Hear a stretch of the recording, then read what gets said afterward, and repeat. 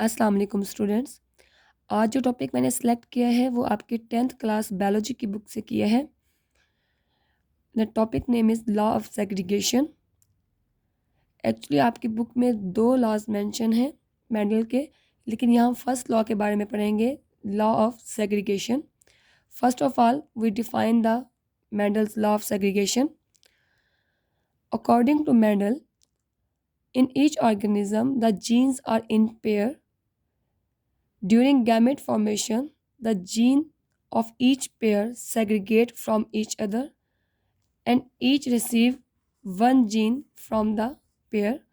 When the gametes of male and female parents unite again, the resulting offspring gets gene in the pair. अब यहाँ पे Mendel क्या कहते हैं कि तमाम जानदारों में जीन्स पेयर की फॉर्म में पाए जाते हैं।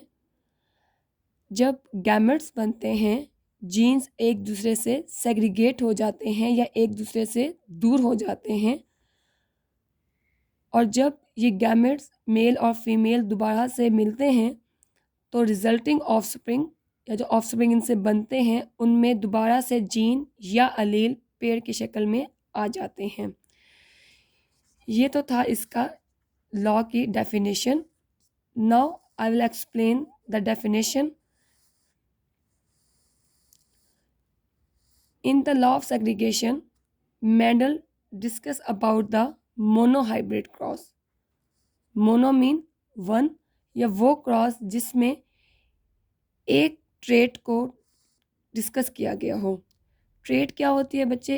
एक खसूसियत होती है जिसको मेंडल ने अपने इस लॉ में डिस्कस किया था, और वो क्रॉस जिसमें एक खसूसियत को डिस्कस किया गया हो उसको हम क्या कहेंगे? Monohybrid cross. ये आपसे अलग से डेफिनेशन में भी पूछा जा सकता है। जो ट्रेट या खसूसियत उन्होंने सेलेक्ट की थी वो क्या थी? Seed shape. जब उन्होंने ऑब्जर्व किया कि पी प्लांट में 2 तरह के सीड पाए जाते हैं, या उनकी शेप 2 तरह की होती है। सीड शेप राउंड भी है मौजूद थी और रिंकल्ड भी। कितनी तरह के सीड मौजूद थे? 2 तरह के, round and then wrinkled. Then Mendel ने क्या करवाया? एक क्रॉस करवाया राउंड सीड का रिंकल्ड के साथ।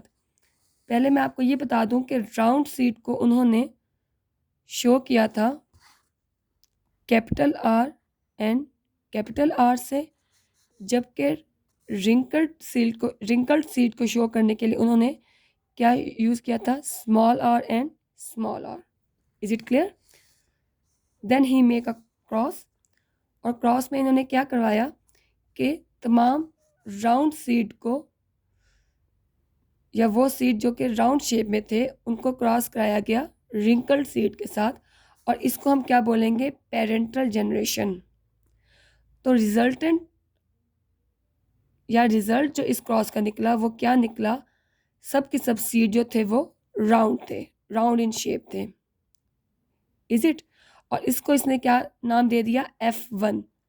पेरेंट को हम नोमिनेट करेंगे P से, जबकि ऑफस्प्रिंग जो प्रोड्यूस होंगे उसे हम लोग किससे शो करेंगे? F से। Then he cross F1 with F1, या राउंड को उसने दोबारा से क्रॉस करवा दिया राउंड सीड के साथ। The result was 70% round and 25% wrinkled. He was very surprise कि ये किस तरह से पॉसिबल है, जबकि तमाम के तमाम जो पेरेंट्स में राउंड और रिंकल्ड मौजूद थे। तब उसने जीनोटिपिकली इस क्रॉस को देखा, या जीनोटाइप के तौर पे उसने इसको ऑब्जर्व किया, और क्या देखा उसने कि जब उसने पेरेंटल जनरेशन में राउंड सीड लिए तो उनको जीनोटिपिकली हम कैसे शो करेंगे? कैपिटल आर और स्मॉल आर से। और जब गैमेट्स बनते हैं और अगर दोनों पेरेंट्स सेम तरह के अलील्स पाए जाते हों तो उनमें से हम एक को सिलेक्ट करते हैं।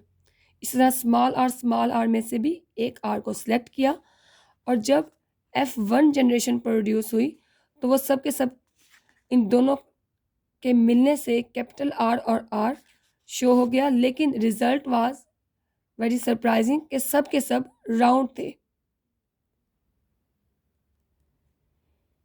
फिर उसने क्या किया कि F1 का क्रॉस करवा दिया F1 के साथ। यार जो रिजल्ट हमारे पास निकला था वो क्या था?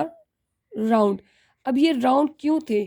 कि कैपिटल आर ने स्मॉल आर को डोमिनेट कर दिया। ये डोमिनेट होने की वजह से स्मॉल आर जो था वो रिसेसिव हो गया, वो हाइड हो गया, वो अपने आप को शो नहीं कर सका और राउंड ने अपनी खसूसियत को शो कर दिया।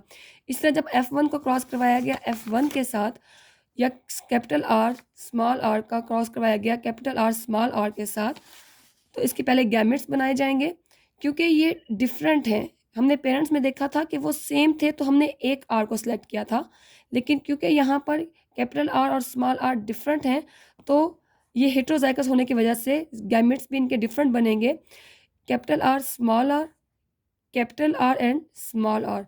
और जब इनको आपस में क्रॉस करवाया गया तो इस कैपिटल आर को हम मिलाएंगे इस कैपिटल आर के साथ, तो क्या बनेगा? कैपिटल आर या राउंड। इसी तरह जब कैपिटल आर को हम स्मॉल आर से मिलाएंगे तो रिजल्ट क्या होगा? राउंड। इसी तरह स्मॉल आर और कैपिटल आर मिलके क्या बनाएंगे? राउंड बनाएंगे। और जब स्मॉल आर के साथ मिलेगा तो फिर रिंकल्ड। तो इस तरह क्या शो हुआ कि 75% राउंड और ओनली 25% क्या होंगे? रिंकल्ड होंगे। तो इसके ये देखने के बाद अब हम इस बात को एक्सप्लेन कर सकते हैं जो कि उसने डेफिनेशन में कहा था कि तमाम जानदारों में जीन जो होते हैं वो पेयर की शक्ल में होते हैं जिनको हम अलील कहते हैं, और जब गैमेट्स बने तो ये एक दूसरे से अलग हो गए। लेकिन जब दोबारा ऑफस्प्रिंग प्रोड्यूस हुए तो दोबारा गैमेट्स मिले और दोबारा से जो जीन जो थे वो पेयर की शक्ल में आ गए। It was the law of segregation. Further मैं यहाँ पे ये ऐड करती जाऊँ कि जब भी हम गैमेट्स बनाएंगे तो इसको इस सर्कल से शो करेंगे। सर्कल किस बात को शो करेगा कि ये these are the gametes. It is the law of segregation.